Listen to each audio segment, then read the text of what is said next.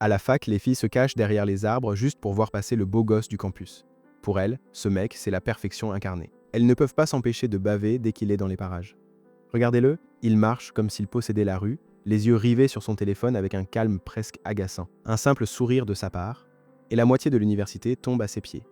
Les rumeurs disent qu'il vit dans un penthouse immense et qu'il mène la grande vie, comme tout héritier qui se respecte. Même le gars à lunettes qui marche à côté semble avoir envie de lui refaire le portrait, jaloux de cette vie de luxe supposée et de ses loisirs de haute société. Sauf que la réalité est bien plus pathétique. Dès qu'il rentre chez lui, le prince charmant devient un otaku de compétition qui survit au soda et aux nouilles instantanées. En fait, Xia Jixing est un streamer poids lourd, mais il garde ça bien secret pour ne pas ruiner sa réputation. Sur les serveurs, on le connaît sous le pseudo du Passager, une bête avec 1 million d'abonnés qui raye de la carte quiconque croise son chemin. C'est le numéro 1 incontesté et il ne rate jamais une occasion de ridiculiser l'éternel second, un type qui a plus d'ego que de talent et qui finit toujours humilié.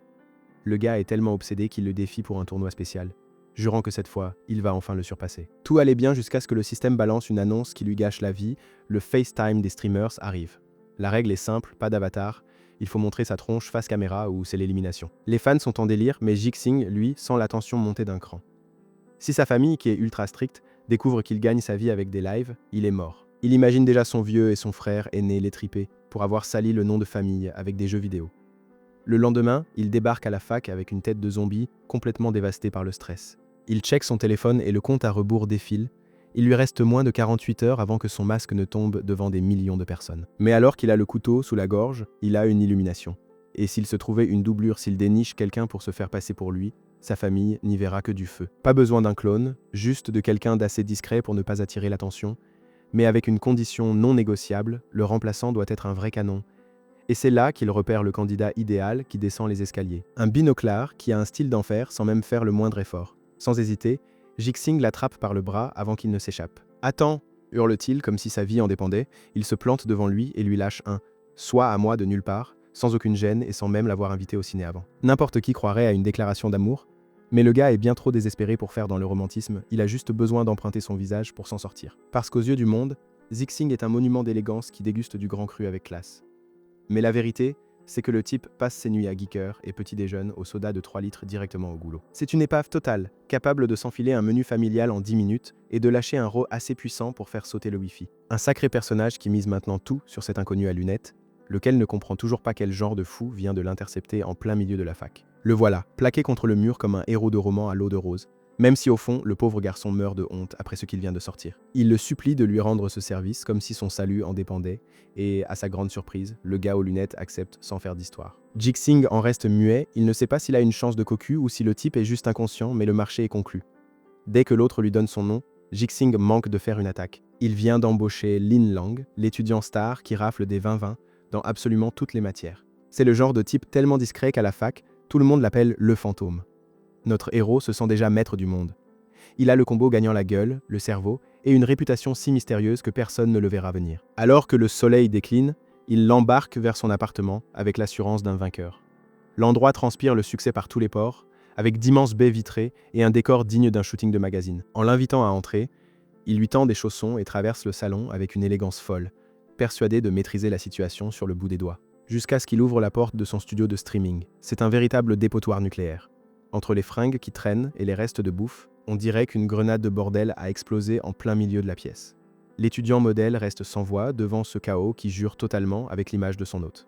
Jixing tente de camoufler le linge sale d'un coup de pied discret, mais c'est trop tard, son aura de mec parfait vient de s'effondrer devant le seul témoin qui compte. Pendant que Jixing s'éclipse en catastrophe pour chercher quelque chose, Lin Lang observe les dégâts et se déniche un petit coin sur le canapé, entre 2 fringues et un coussin. On sent bien que derrière sa façade d'influenceur, l'aîné est bien plus maladroit et attachant qu'il n'en a l'air.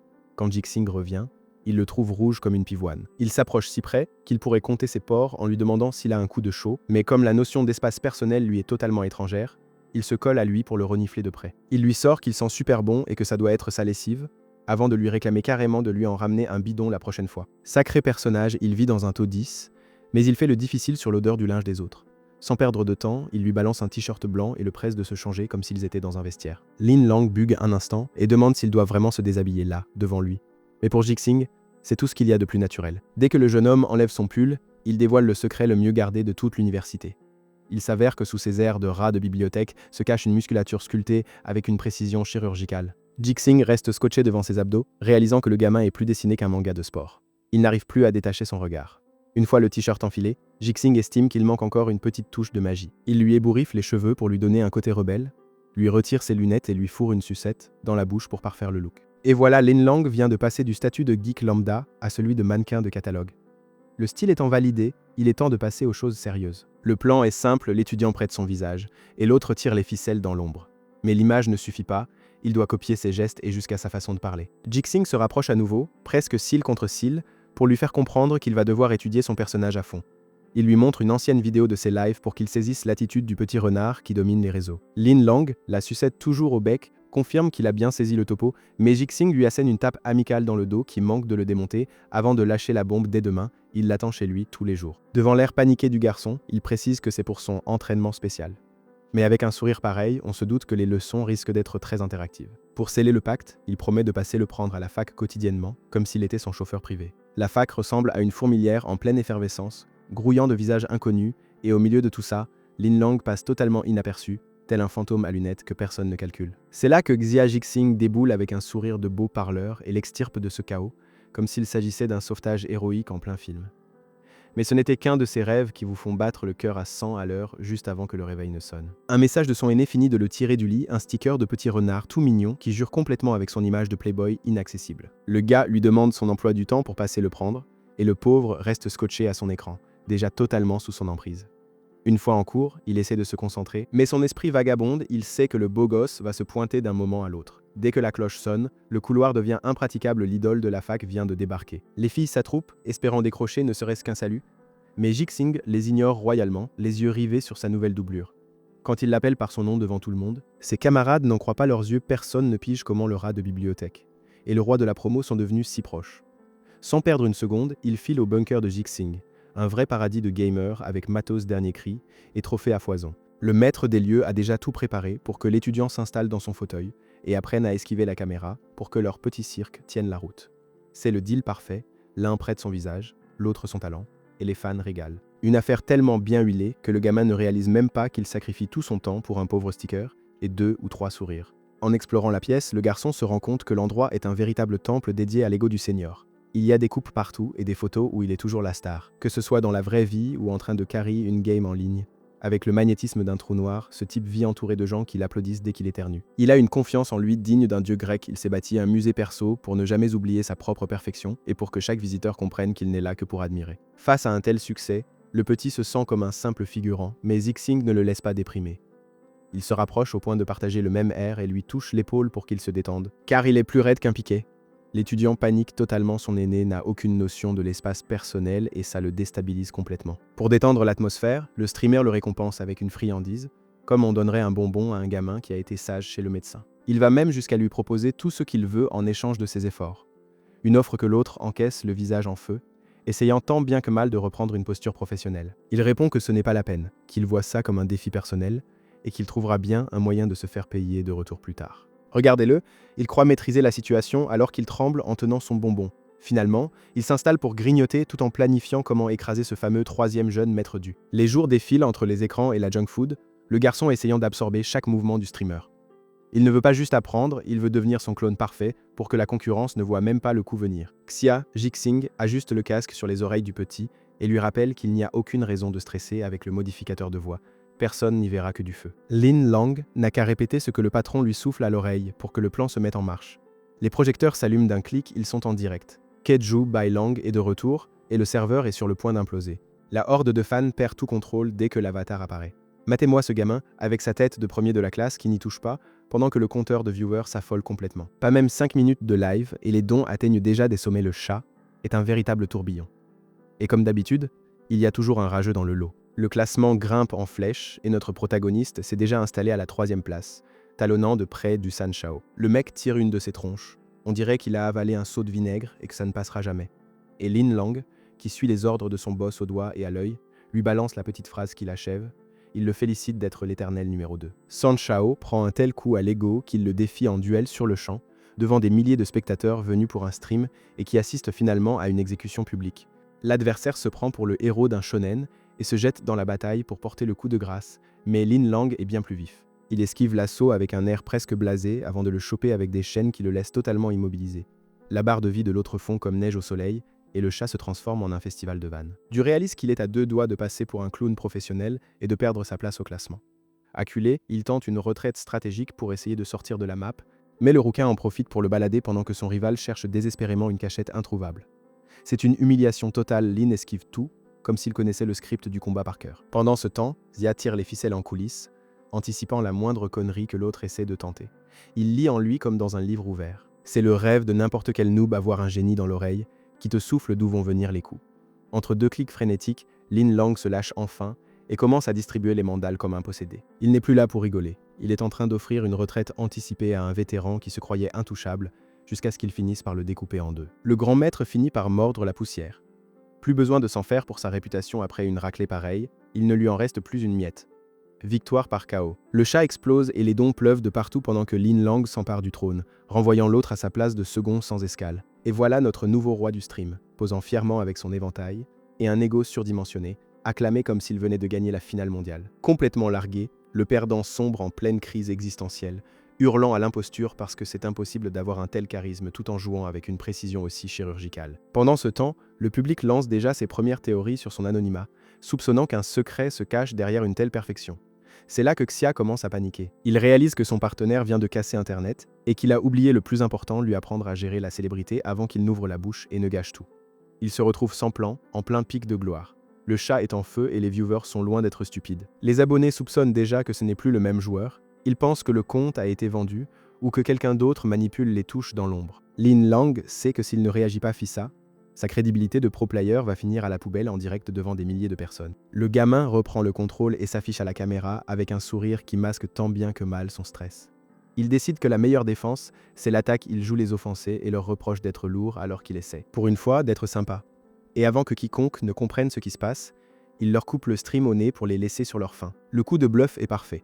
Dès que l'écran s'éteint, le chat passe du doute au remords, le suppliant de revenir et s'en prenant aux haters qui l'ont fait fuir. C'est de la psychologie de base, tu leur retires leurs jouets et d'un coup, ils y tiennent plus que tout. Lin Lang souffle, il l'a échappé belle, même si pour lui, c'est un succès total. Euphorique, Xia saute sur Lin Lang pour lui faire un câlin qui manque de l'étouffer. Il en est désormais convaincu, Lin Lang est un véritable génie. Pour rester dans son rôle de mentor généreux, le seigneur lui promet un dîner de victoire mémorable pour fêter leur ascension au sommet du classement. Un vrai banquet. Sauf que la promesse finit en un pauvre seau de poulet frit et 3 burgers posés sur la table de la cuisine. Lin Lang contemple cette montagne de friture avec une déception non dissimulée. Il s'attendait à du caviar. Il a eu le menu éco du fast-food du coin. De toute façon, vu la dalle qu'il se paye, il n'a pas d'autre choix que de se jeter sur ce tas de gras. Pendant qu'il mange, Xia culpabilise un peu de lui faire bouffer autant de cochonneries. Pour le récompenser d'avoir été sage, il lui dit qu'il peut commander tout ce qu'il veut. C'est sa tournée, le patron est généreux aujourd'hui. Lin Lang lâche soudain son burger, prend un air on ne peut plus sérieux et se lève d'un bond. Il le plante droit dans les yeux et lui lâche une bombe qui le glace sur place. C'est toi que je veux. Xia reste sans voix, essayant de comprendre si le dessert était aussi inclus dans l'offre. Il ne sait même plus quoi répondre, persuadé que le gamin vient enfin de lui faire une déclaration. Mais l'autre n'a que des frites à la place du cerveau. Lin Lang le regarde sans piger pourquoi son patron est devenu si dramatique d'un coup. En fait, son « je te veux », c'était juste l'intro pour lui demander un service. Redescends d'un cran, beau gosse, le monde ne tourne pas autour de ton nombril. Xia se rassoit en essayant de ramasser la dignité qu'il a laissée par terre, pendant que l'autre continue de mâcher comme si de rien n'était. Juste au moment où la tension retombe, le téléphone de Lin Lang s'affole. C'est son manager, et à sa voix, on dirait qu'il est au bord de l'infarctus. Il l'habille pour l'hiver, le petit a provoqué un scandale médiatique avant de disparaître de la circulation, juste pour aller s'enfiler du fast-food. En hurlant, le type lui rappelle que c'est lui qui a assuré ses arrières quand il faisait son mystérieux et refusait de se montrer. Lin Lang encaisse la crise avec une patience d'ange jusqu'à ce que le manager lui raccroche au nez. Au final, le stress des autres, il s'en balance. Il range son portable, se recoiffe et revient à l'essentiel, son mentor. Il prévoit de se voir samedi, même si Xia précise qu'il doit streamer le soir pour ne pas dégringoler dans le classement. L'autre sourit comme s'il avait déjà tout manigancé, ignorant royalement que sa vie pro est en train de prendre feu. Mais on dirait que le passé de Xia est plus agité qu'il ne le dit. Il se rappelle le jour où une blonde du conseil des élèves l'a salué avec une familiarité suspecte. Elle s'était étonnée de le voir porter un choker, mais lui, crâneur, lui avait répondu que ce n'était rien de spécial, même si ça lui allait à ravir. Retour au présent, Xia est affalé sur son lit, en nage et mort de trouille. Il se dit qu'il doit faire le ménage et jeter plein de trucs avant que l'autre ne s'en aperçoive. Le pauvre, on dirait qu'il s'est dégoté un mec du genre jaloux maladif et qu'il ne sait plus où planquer les preuves.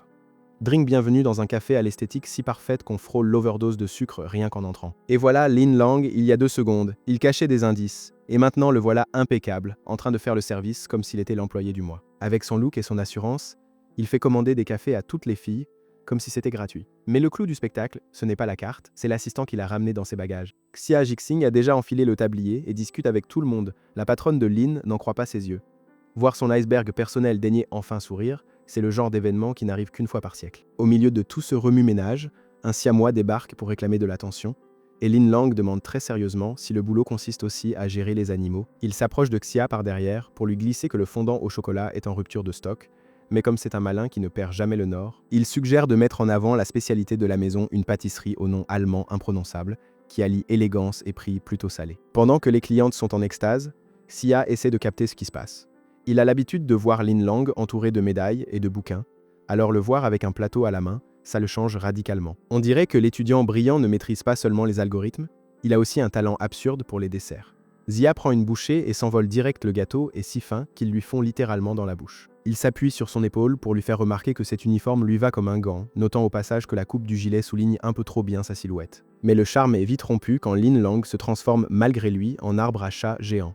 Le pauvre est un vrai aimant à félin et se retrouve enseveli sous une montagne de poils et de pattes. Son aîné explose de rire en voyant que le premier de la classe est totalement dépassé par une poignée de siamois.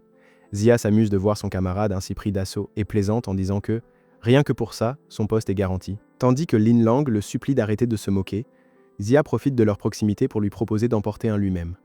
Le garçon blêmit instantanément, il n'a jamais eu de bestiole de ce genre dans les bras. Alors, le plus âgé se rapproche de lui pour lui montrer la bonne technique, une main sur le poitrail, l'autre sur le dos, en veillant à ce que la posture soit parfaite. Pour des raisons purement pédagogiques, bien sûr. Lin Lang se retrouve avec une boule de poils blanche qui lui lèche la main, et il tombe immédiatement sous le charme. Sauf que Xia n'apprécie pas du tout que le chat lui vole la vedette. Regardez-le, il est devenu jaloux en 2 secondes d'une simple peluche sur pattes. Pour briser le moment, il lui reprend le chat sous prétexte d'hygiène, affirmant que les poils vont finir dans les assiettes. Très pro, même si on voit bien que c'est de la pure jalousie. C'est alors que la cloche retentit. Sonnant la fin de la récré, un groupe de filles débarque, et clairement pas pour la caféine, mais pour les serveurs. Xia s'empresse d'aller les accueillir, ce qui agace visiblement Lin Lang. Il sait d'avance que le café va se transformer en nid de fans en moins de 2. En un clin d'œil, la salle est comble et la patronne est aux anges. Elle veut déjà l'embaucher de façon permanente, vu le monde qui l'attire, mais Lin Lang, qui moude son café avec une tête d'enterrement, lui lance un non catégorique. Le gars est un vrai succès. La moitié des clientes le mitraillent de photos comme si c'était une star. N'y tenant plus, Lin Lang se faufile dans la foule pour livrer les commandes, tentant désespérément d'isoler son aîné de toute cette attention. Finalement, son plan de rester discret a foiré, il voulait protéger son ami des regards, et il a fini par attirer tout le quartier sans le vouloir. C'est n'importe quoi avec ces petits chats. S'il faut une main sur le poitrail et l'autre dans le dos pour bien les porter, faites pareil ici. Une main sur le like et l'autre sur le bouton s'abonner. Dites-moi en commentaire quel manhwa vous voulez que je vous raconte la prochaine fois. Allez, salut!